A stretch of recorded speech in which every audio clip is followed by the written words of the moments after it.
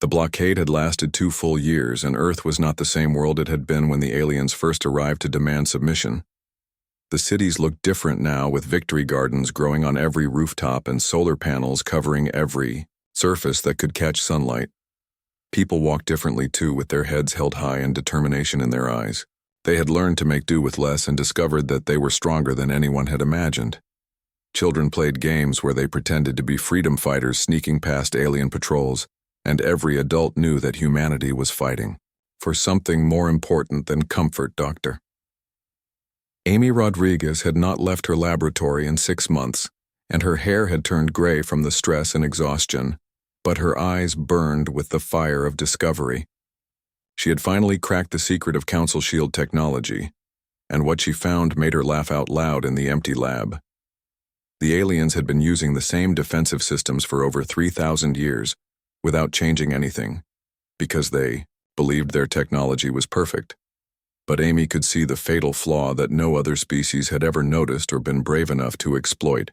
Council shields worked by creating a barrier that absorbed energy attacks and redirected them harmlessly into space. The system was incredibly efficient and could handle almost unlimited amounts of power, which was why Council ships seemed invincible in battle.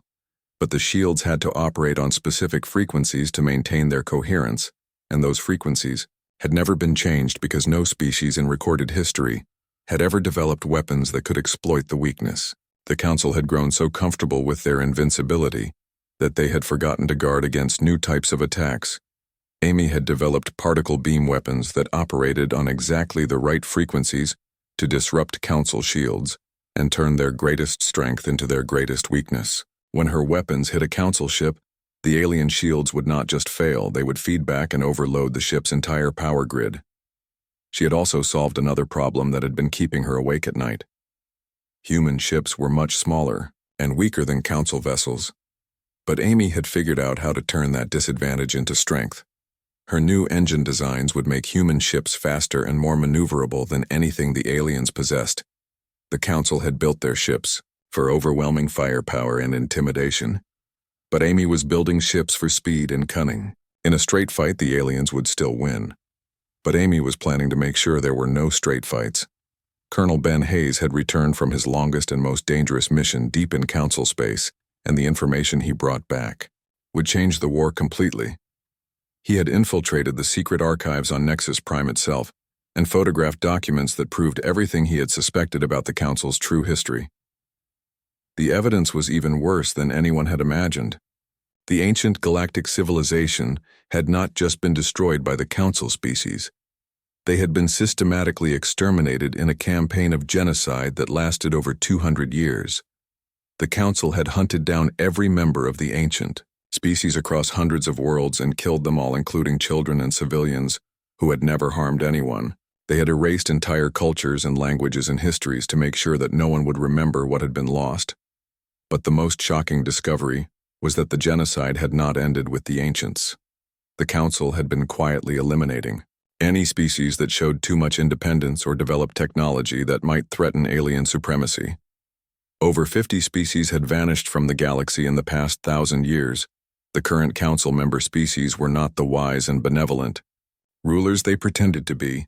They were the survivors of the original conspiracy, who had betrayed and murdered their way to the top of the galactic food chain. Even worse, Ben had discovered that several of the current Council species were not willing partners in the alliance. The Karathi scientists had once been a proud warrior race, until the Council destroyed their military caste and forced the survivors to serve as researchers. The Vexhai engineers had been artists and philosophers before they were enslaved and made to build weapons for their conquerors.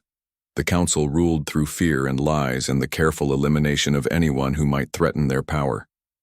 They had created a galaxy of slaves who were too frightened or broken to resist. But Ben had found something else in those secret archives that gave him hope. There were other species scattered throughout Council space who remembered the old ways and dreamed of freedom. They were hiding and waiting for someone to show them that the Council could be defeated. Captain Maria Santos had been busy preparing for the most important mission of her life. Her ship Ghost Runner had been modified with Amy Rodriguez's new stealth technology and equipped with the most powerful transmitters that human engineering could produce. Maria would carry the evidence of council crimes to every inhabited world in the galaxy and broadcast the truth to any species brave enough to listen. She would tell them about the ancient genocide and the ongoing oppression and give them proof that the council's power was built on lies and murder. It would be incredibly dangerous because council security forces would be hunting for her the moment she started transmitting. But Maria had been dodging alien patrols for 2 years, and she knew how to disappear when things got too hot. President Susan Parker stood before the joint session of the World Congress and announced the decision that would determine humanity's fate. Earth would not just resist the council blockade anymore, they would go to war with the most powerful force in the galaxy. The plan was called Operation Prometheus, after the ancient hero who stole fire from the gods and gave it to humanity. It would begin with simultaneous strikes on every major council military installation, while Maria Santos broadcast the truth to the galaxy. If other species rose up to fight for their freedom, the council would face rebellions on hundreds of worlds, and their power would crumble. If the other species stayed silent and afraid, humanity would probably be destroyed. But the truth would be out there waiting for the next species brave enough to act. Admiral Ron Carter had assembled the largest fleet in human history, but it was still tiny compared to council forces. His ships were faster and more maneuverable than alien vessels, and they carried Amy Rodriguez's new weapons, but they were still outnumbered by more than 50 to 1. The plan depended on striking hard and fast before the council could coordinate their response. Human ships would hit their targets and disappear before enemy reinforcements could arrive. It was not about winning a traditional space battle, it was about proving that the council could be hurt. Captain Jake Morrison had returned from his diplomatic mission to several non-council species in the Outer Rim territories. These were young civilizations that the council had not yet contacted or conquered, and Jake had been trying to convince them to join the fight for freedom. Most of the species he visited were too afraid to openly oppose the council, but they promised to provide safe harbors for human ships and intelligence about council movements in their regions. It was not much, but every ally mattered when facing impossible odds. Jake also brought disturbing news about council preparations. The aliens were massing their largest fleet in history around Nexus Prime, and they seemed to be planning something that would end the human rebellion once and for all. Veltar had grown tired of the blockade and was demanding immediate action to crush human resistance. He had convinced the other council members that humanity was a disease that would spread to other species if it was not eliminated quickly and completely. The council was preparing to destroy Earth as an example to any other species that might be tempted to resist alien rule. They would turn humanity's homeworld into a dead rock and then claim it had been necessary to prevent chaos and disorder in the galaxy. But what the council did not know was that humanity was ready for them. Amy Rodriguez had finished her preparations, and human ships now carried weapons that could penetrate alien defenses. Ben Hayes had positioned his special operations teams throughout council space, ready to strike at the moment of maximum confusion. Maria Santos was already moving through the outer systems, preparing to broadcast the truth that would shake the foundations of council power. Admiral Carter's fleet was hidden and waiting for the signal to begin the most desperate attack in human history. President Parker sent one final message to Nexus Prime, offering the council a chance to negotiate and end the blockade peacefully. She knew they would refuse, but she wanted the galaxy to see that humanity had tried diplomacy. First, Veltar's response came within hours, and it was exactly what everyone expected. The council would accept nothing less than complete human surrender and submission to alien authority. Any further resistance would result in the total destruction of human civilization. Susan Parker read Veltar's message to the world and then gave the order that would change galactic history forever. Operation Prometheus was authorized and humanity went to war with gods. Admiral Ron Carter stood on the bridge of the battleship Freedom and watched the alien ships take their positions around Earth like vultures circling a dying animal. Each council vessel was massive beyond anything humanity had ever built, and their weapons could turn cities to glass with a single shot. The blockade had been in place for 3 months now, and Earth was starting to feel the pressure. No ships could leave the solar system, and no supplies could come in from the colonies on Mars and Europa Station. The aliens wanted humanity to starve until they begged for mercy and accepted council rule. But Ron Carter had not spent 30 years in the Earth Defense Fleet just to surrender when things got tough. He had fought pirates in the asteroid belt and survived the rebellion on Titan, and he would be damned if he was going to let a bunch of aliens tell humanity how to live. The Council ships were beautiful and terrible, but Ron could see their weakness. They were built to intimidate and impress rather than fight real battles. Their captains had grown soft after centuries of ruling species that never fought back, and they did not know what to do when someone refused to be afraid. Captain Maria Santos brought her stealth ship Ghost Runner alongside the Freedom and docked without the alien sensors detecting anything at all. She climbed aboard with a smile on her face and data chips in her pocket that contained information the Council thought no human could ever obtain. Maria had been running the blockade for 2 months now, and her ship was specially designed to slip past alien detection systems. She was small and fast and very good at being invisible when she needed to be. The aliens knew that someone was getting through their blockade, but they could not figure out how. She told Ron that she had visited 4 Council worlds and learned things that would make the aliens very unhappy if other species found out about them. The Council was not as united as they pretended to be, and many of their subject species were not as grateful as the aliens claimed. Dr.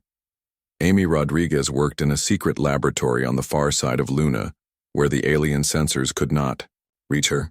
She had been studying pieces of Council technology that Maria Santos had brought back from her trips through enemy space, and she was learning things that amazed and frightened her. The alien technology was incredibly advanced, but it was also very old and had not changed much in thousands of years. The Council had grown lazy and comfortable, and they had stopped innovating because they believed they already knew everything worth knowing. Amy and her team were taking the alien technology apart, piece by piece, and figuring out how it worked. They were not smarter than the aliens, but they were desperate. And desperate people could do things that comfortable people never imagined.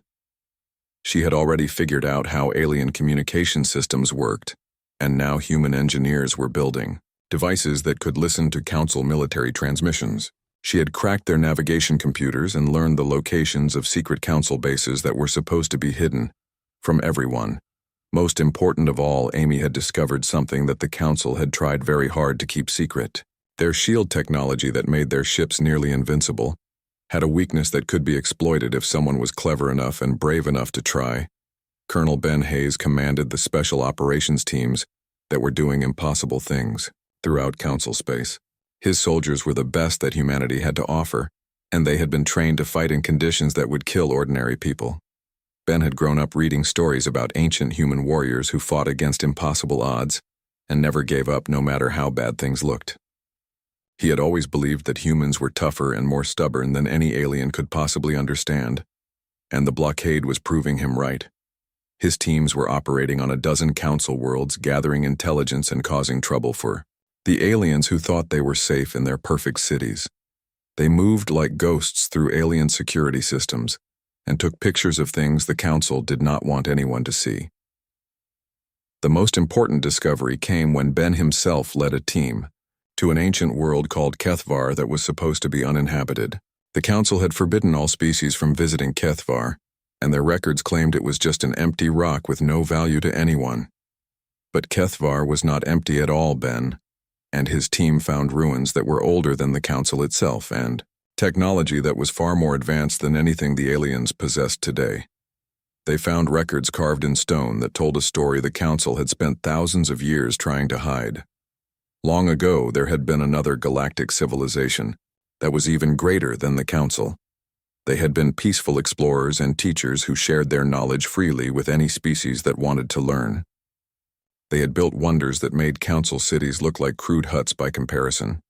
Then the 12 species that would become the Council had formed an alliance and declared war on the peaceful civilization.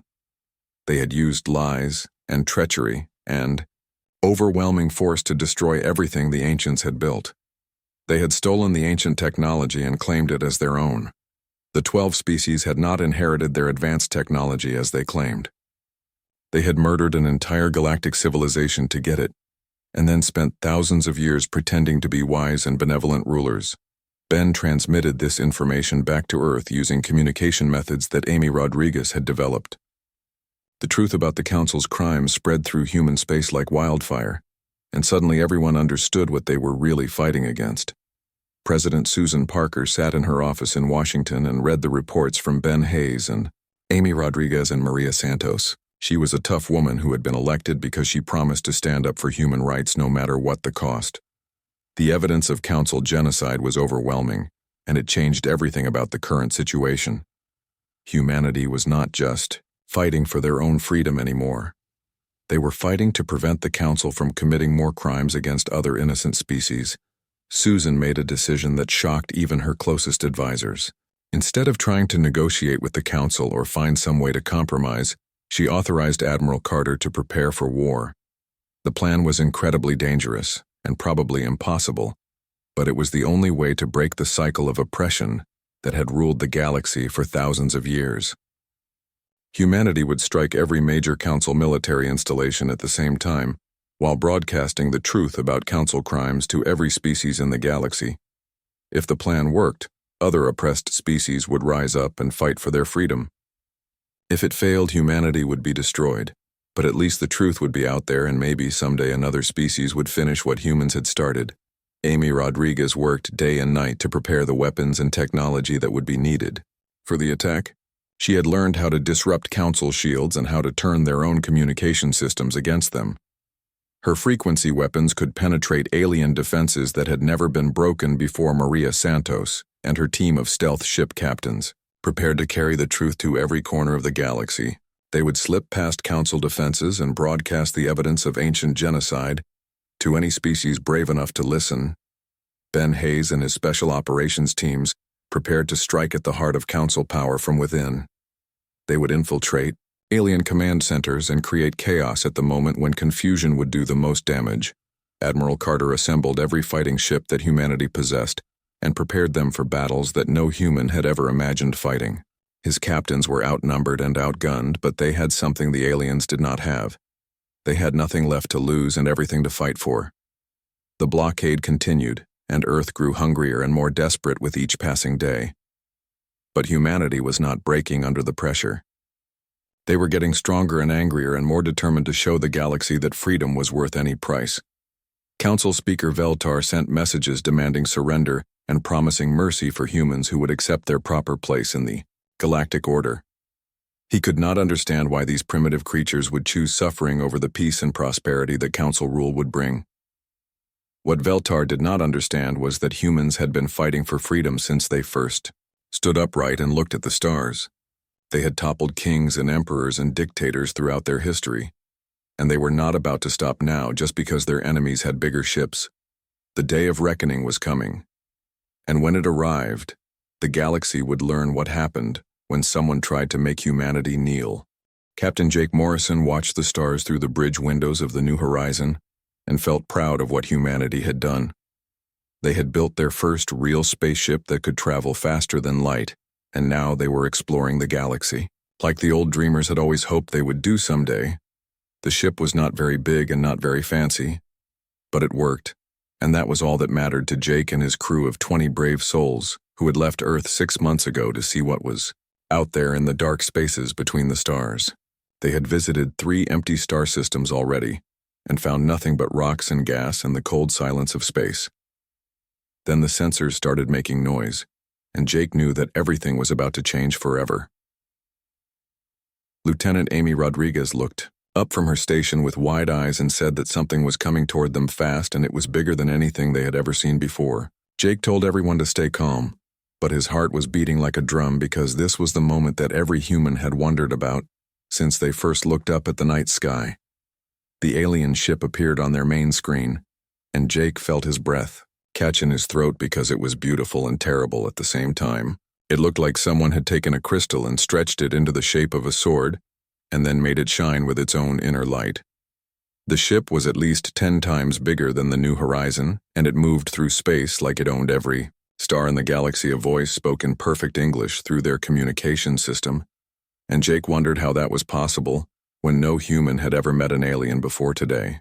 The voice was smooth and musical and sounded like it was used to being obeyed without question. The alien said his name was Commander Vel Noth of the Zephyrian Diplomatic Corps, and that he spoke for the Galactic Council, which ruled over all the civilized species in this part of the galaxy. He said that humans were new and primitive, but that the council was always happy to guide young species toward a better future. Jake introduced himself and his crew and tried to sound confident, even though he felt very small next to the alien ship. He said that humanity was peaceful and wanted to learn about the galaxy and make friends with other species who shared the star's commander.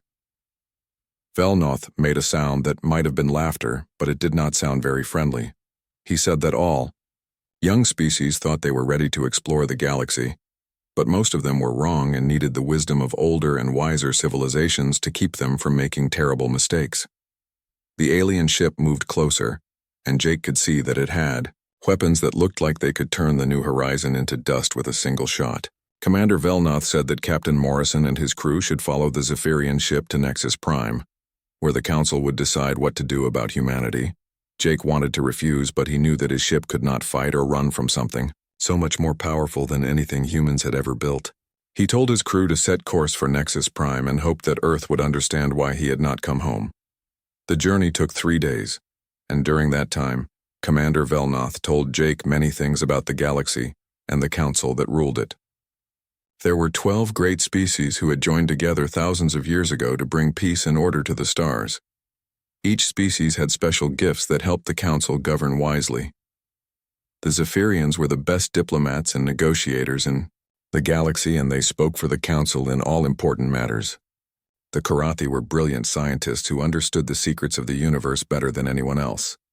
The Vexhai were master engineers who could build machines that seemed like magic to younger species. Commander Velnoth said that the council had guided over 200 species from primitive savagery to civilized enlightenment, and that humanity would be very lucky to receive such wise guidance. He said that most species were grateful for the chance to learn from their betters and that humans would surely feel the same way once they understood how much they had to learn. Jake listened to all of this and felt a cold anger growing in his chest because Commander Velnoth talked about humanity like they were children who could not take care of themselves. The aliens seemed to think that humans should be grateful to give up their freedom in exchange for protection they had never asked for. When they reached Nexus Prime, Jake saw a world that looked like something from a dream, or maybe a nightmare. The planet was covered with cities that rose up into the clouds like crystal mountains, and ships moved through the sky like schools of metal fish. Everything was perfect, and beautiful, and cold. The council chamber was a vast room with 12 thrones, arranged in a circle, and each throne held a being that looked like nothing Jake had ever imagined. Some were tall and thin with too many arms, while others were short and wide with skin like stone. Some floated in the air, while others seemed to be made of living light. Commander Lisa Turner had arrived on Nexus Prime 2 days before Jake, and she stood in the center of the circle, looking very small and very brave. She was Earth's first ambassador to the aliens, and she had come to negotiate trade agreements and cultural exchanges. But the Council was not interested in negotiations. Council. Speaker Veltar of the Zephyrians rose from his throne, and his voice filled the chamber like thunder. He said that the Council had reviewed all the information about humanity and had reached a decision about their future.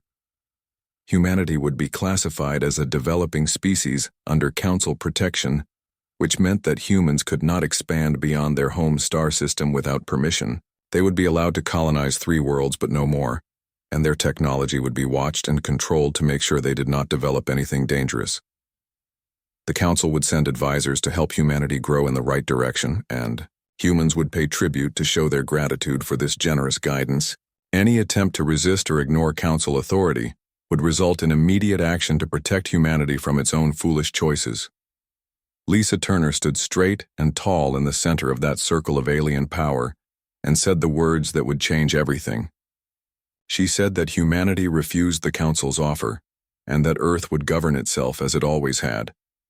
The silence that followed was like the moment before lightning strikes.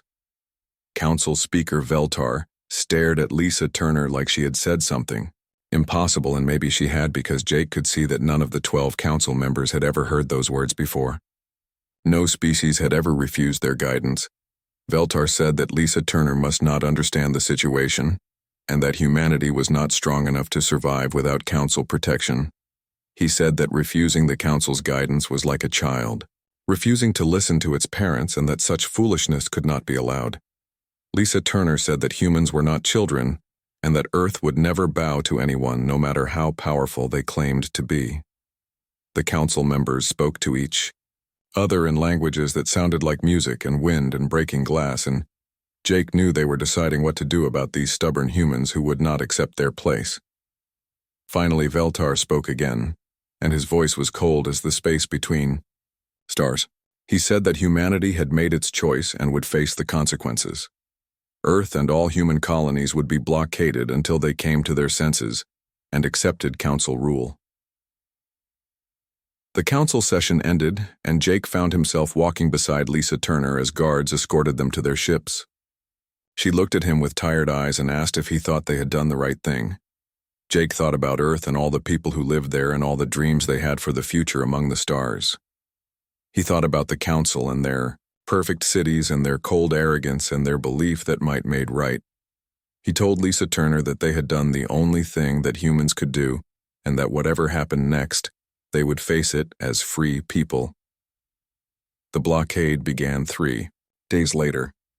Operation Prometheus began at exactly 0800 Galactic Standard Time, when Admiral Ron Carter's flagship Freedom dropped out of hyperspace above Nexus Prime and fired the first shots of a war that would reshape the galaxy forever. The Council homeworld had never been attacked in over 4,000 years, and their orbital defenses were designed more for show than for actual combat.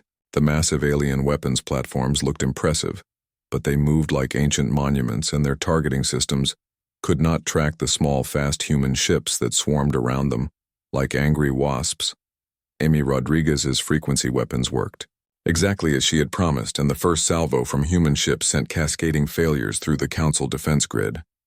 Alien shields flickered and died as their own power systems turned against them, and suddenly the invincible guardians of Nexus Prime were burning debris falling toward the planet below. Captain Jake Morrison led the attack on the Council naval base at Sigma Tertius, where the alien fleet's main supply depot was located. His squadron of 12 ships faced over 200 Council vessels, but the aliens were caught completely off guard, and their captains had grown soft after centuries of fighting only helpless prey. Human pilots had trained for this moment for 2 years, and they knew exactly how to use their speed and maneuverability against larger, slower opponents.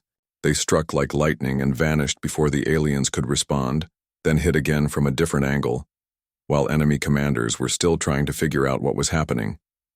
The Council ships were powerful, but they had been built to intimidate rather than fight peer opponents.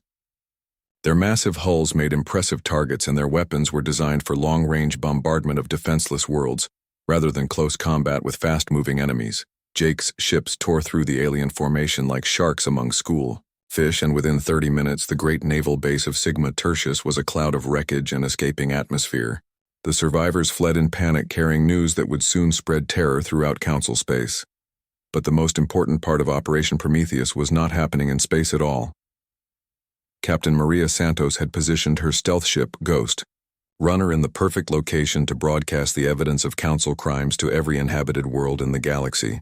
Simultaneously, her transmission began with the stone carvings from Kethvar that told the story of the ancient genocide, and then moved on to the secret documents that Colonel Ben Hayes had stolen from the Council archives.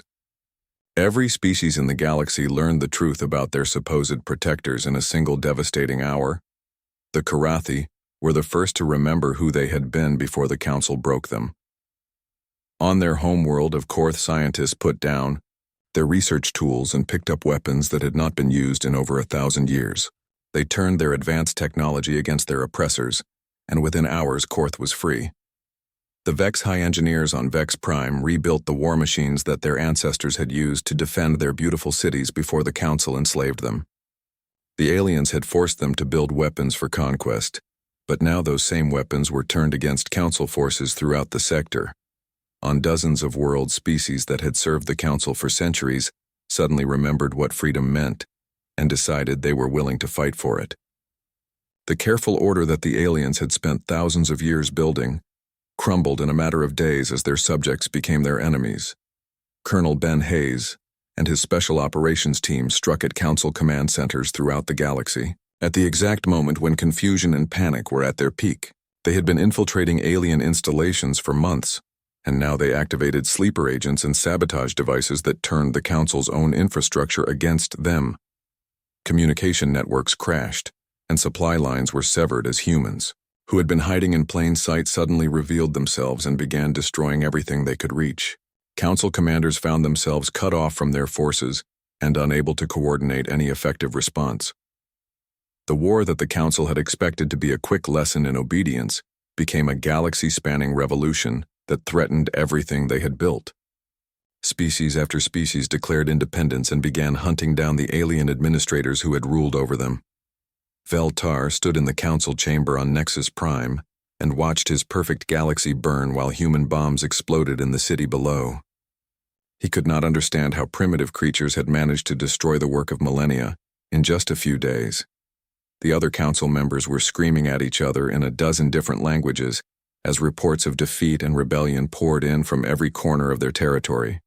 Some wanted to negotiate, while others demanded that they use their most powerful weapons to destroy entire worlds as examples, but their most powerful weapons required time to deploy and coordination to use effectively, and the humans had made sure that the Council had neither time nor coordination. Amy Rodriguez had studied alien military doctrine for 2 years, and she knew exactly how to disrupt their command structure. The frequency weapons that had broken Council shields were also being used to jam alien communications and navigation systems. Council fleets found themselves flying blind and deaf, while human ships attacked them with devastating precision. Captain Morrison's forces had captured 3 major alien shipyards and were already beginning to produce hybrid human Council vessels that combined the best of both technologies. Human engineers worked day and night to turn captured alien equipment into weapons of liberation. On Earth, President Susan Parker watched the reports from across the galaxy and felt a mixture of pride and terror at what humanity had unleashed. They had succeeded beyond their wildest dreams, but the cost was going to be enormous. Billions of beings across hundreds of worlds were fighting and dying for freedom, and the Council was responding with increasing desperation and brutality. Entire planets were being bombed into submission, and refugee ships filled with fleeing civilians crowded the space lanes.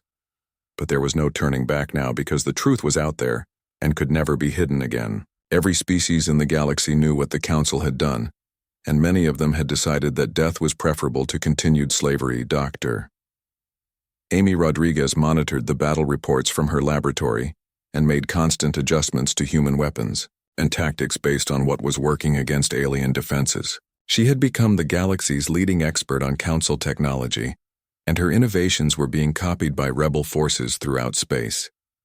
The aliens tried to adapt their defenses to counter human attacks, but they were fighting a war against their own nature. They had grown comfortable and predictable over thousands of years, and they could not change their fundamental approaches quickly enough to matter. Admiral Carter's fleet continued to strike at Council strongholds, but the real battle was no longer between humans and aliens. It was between the Council and every species they had ever oppressed, and the humans had given the oppressed both the tools and the inspiration they needed to fight back. On the Zephyrian homeworld of Zephyr, massive protests erupted as the population learned that their government had been lying to them about their noble history. Many Zephyrians had genuinely believed that they were bringing civilization to primitive species, and the revelation that they were actually genocidal conquerors sparked civil war. The Council's military was designed to fight external enemies, not to suppress rebellions among their own people. Their ships and weapons were too powerful for use against civilian populations, without causing massive collateral damage that would only create more rebels. Within 6 weeks of the start of Operation Prometheus, the Council controlled less than half of their former territory, and that percentage was shrinking every day. Their member species were fighting each other as old grudges and suppressed hatreds finally exploded into open warfare. Veltar made one final, desperate attempt to regain control by threatening to destroy Earth with the Council's ultimate weapon, a device that could trigger a star to go supernova and eliminate an entire solar system. He broadcast this threat across the galaxy, hoping that it would convince the rebels to surrender rather than see humanity destroyed. But his threat had exactly the opposite effect, because it proved that everything the humans had said about Council brutality was true. Species that had been hesitating to join the rebellion now threw themselves into the fight with desperate fury, because they knew there could be no compromise with monsters. The Council's ultimate weapon never fired, because Colonel Hayes and his teams had infiltrated the facility where it was housed and sabotaged it beyond repair. When Veltar tried to activate the device, it exploded and took half of Nexus Prime with it. The galaxy was free, but the price of freedom had been higher than anyone had imagined, and now someone had to figure out how to build something better from the ashes of the old order. The war ended not with a great battle, but with a whimper, as the last Council loyalists surrendered on the frozen world of Arcturus 9, and Veltar himself knelt before Commander Lisa Turner in the same chamber where he had once demanded humanity's submission. The proud Zephyrian who had spoken for the Council with such arrogance 2 years ago was now a broken creature whose people had cast him out, and whose government had collapsed in civil war. He begged for mercy and promised that he would help rebuild what the Council had destroyed, if only humanity would spare his life. Lisa Turner looked down at the alien who had started this war with his contempt for human freedom, and felt nothing but pity for him now. She told him that he would live and that he would indeed help rebuild the galaxy, but that he would do it as an equal among equals, rather than as a ruler among slaves. The Council chamber itself had been badly damaged when Veltar's ultimate weapon had exploded, and now it was being rebuilt as something entirely different. Instead of 12 thrones arranged to look down on supplicants, there would be hundreds of seats arranged in a circle, where representatives from every species could meet as partners. President Susan Parker stood where the Council Speaker's throne had once been and announced the formation of the Galactic Republic that would replace the old order with something based on justice rather than fear. Every species would have a voice regardless of their size or technological level, and decisions would be made by consensus rather than by decree. The other species expected humanity to become the new rulers of the galaxy, since they had been the ones to break the Council's power. But Susan Parker surprised everyone by refusing to accept any special status or privileges for her people. She said that humanity had not fought this war to replace one group of tyrants with another, but to ensure that no species would ever again have to bow to anyone else. The galaxy belonged to all the peoples who lived in it, and they would govern it together. Admiral Ron Carter oversaw the dismantling of the Council's war machine and the destruction of their most terrible weapons. The orbital fortresses that had once protected alien privilege were broken apart, and their materials used to build hospitals and schools for the species that had suffered under Council rule. The great fleets that had enforced Council authority across the galaxy were disbanded, and their crews given the choice of joining the new Republic Defense Force or returning to civilian life. Most chose to serve the cause of freedom, rather than return to the old ways of oppression. Dr. Amy Rodriguez led the effort to share advanced technology freely among all species, rather than hoarding it for the benefit of a chosen few. The Council had maintained their power by controlling access to knowledge, but the Republic would thrive by spreading it as widely as possible. Her research teams worked with scientists from dozens of worlds to develop new technologies that would benefit everyone, rather than just the strong. Medical advances that could save millions of lives were shared freely, and communication systems were built to connect every inhabited world. Captain Jake Morrison commanded the new Galactic Defense Force that was created to protect the weak and maintain peace, rather than to conquer and oppress. His ships patrolled the space lanes to stop pirates and slavers, but they had strict orders never to interfere in the internal affairs of any world. The Defense Force was truly galactic, with crews that included members from hundreds of different species working together as equals. Former enemies served side by side and learned that cooperation was more powerful than competition. Colonel Ben Hayes established the Truth and Reconciliation Commission that was tasked with documenting the crimes of the past and ensuring that they would never be repeated. His teams worked with survivors from across the galaxy to record their stories and preserve the evidence of what the Council had done. The Commission also worked to heal the wounds that thousands of years of oppression had created between different species. Former rulers and former slaves learned to see each other as people rather than as enemies, and slowly began to build trust.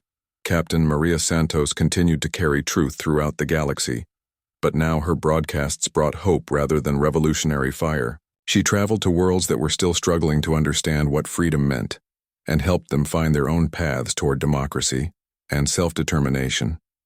Many species had been slaves for so long that they had forgotten how to govern themselves, and Maria's teams provided guidance and support. while carefully avoiding any attempt to impose human values or systems on others. The transition was not always smooth, and there were many problems that had to be solved as the galaxy learned to live without the iron order that the Council had imposed. Some worlds descended into chaos as old tribal conflicts exploded into warfare without alien authorities to suppress them. Pirates and warlords tried to carve out their own empires in the confusion, and refugees fleeing from violence strained the resources of worlds that were already struggling to rebuild. The Republic Defense Force worked overtime to maintain some semblance of order, while local governments found their footing. But gradually the galaxy began to heal, as species that had been oppressed for millennia remembered what it meant to be free. Art and music and literature flourished as cultures that had been suppressed for thousands of years finally had the chance to express themselves. The Karathi rediscovered their warrior heritage, but chose to use their strength to protect the weak rather than to dominate them. The Vexhai returned to their artistic traditions and filled the galaxy with beautiful creations that celebrated life, rather than glorifying conquest. New alliances formed between species that had never been allowed to communicate directly during the Council era, and trade relationships developed that benefited everyone rather than just the ruling elite. Young people from different worlds worked and learned together and began to see themselves as citizens of the galaxy rather than subjects of their home planets. President Parker's second term was marked by the adoption of the Galactic Constitution that enshrined the rights and freedoms that humanity had fought to protect. Every being in the galaxy would have the right to life and liberty and the pursuit of happiness regardless of their species or world of origin. The Constitution also included strong protections against the concentration of power that had allowed the Council to dominate the galaxy for so long. No single species or alliance could control more than a small fraction of the Republic's military forces, and all major decisions required broad consensus among the member worlds. Veltar spent his remaining years working with the Truth Commission to document the Council's crimes and help the galaxy understand how such horrors had been allowed to happen. He never forgave himself for his role in the oppression, but he dedicated himself to ensuring that future generations would learn from the mistakes of the past. When he died quietly in his sleep on the human colony world of New Geneva, his funeral was attended by representatives from over 200 species, including many whose people had suffered under his rule. They came not to celebrate his death, but to honor his efforts to make amends for the past. The galaxy that emerged from the ashes of the Council was not perfect, and it faced many challenges as different species learned to live and work together as equals. There were still conflicts and disagreements and problems that seemed impossible to solve, but it was a galaxy where freedom mattered more than order, and where the strong protected the weak instead of exploiting them. It was a place where every being could dream of a better future and work to achieve it without fear of alien masters who would crush their hopes. Commander Lisa Turner returned to Earth after serving as the Republic's first Secretary General and was welcomed as a hero by crowds who remembered how she had stood alone in the Council chamber and refused to let humanity kneel. She spent her final years writing memoirs and teaching young diplomats about the importance of standing up for principles, even when the odds seemed impossible. Her most famous quote became the unofficial motto of the Republic. She had said that humans were not the strongest species in the galaxy, or the smartest or the most advanced, but they had something that the Council had forgotten, and that other species were learning to rediscover. They had the absolute refusal to bow to anyone and the courage to fight for the freedom of others even when victory seemed impossible. They had proven that no tyranny could last forever if there were people brave enough to resist it.